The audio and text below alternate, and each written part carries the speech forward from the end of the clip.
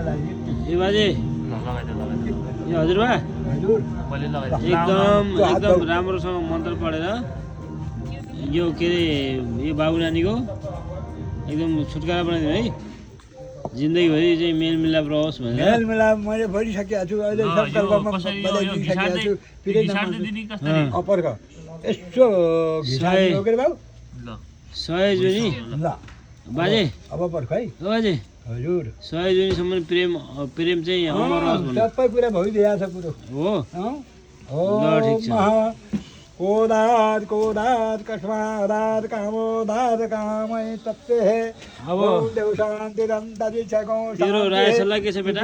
शान्ति राप शान्ति लोकदय शान्ति वनस्पति शान्ति सर्वगुण शान्ति ओम समा शान्ति रेधि